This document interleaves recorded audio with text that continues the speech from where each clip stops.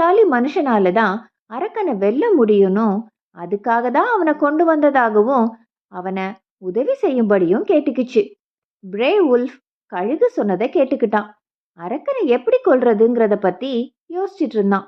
Brave wolf கழுகு கிட்ட நெருப்பு உண்டாக்குவதற்கு தேவையான காய்ந்த விறகு கட்டைகளை வேணும்னு கேட்டான்.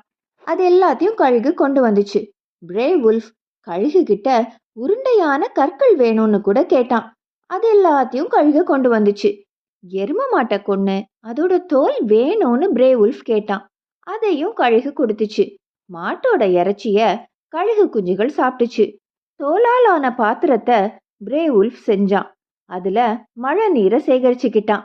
அரக்கன் ஏரிக்குள்ள இருந்து மேலே எழும்பி வரும்போது அலைகள் உண்டாகும். ஓரிரு நாட்கள்ல அரக்கன் வருவான்னு கழுகு சொல்லிச்சு.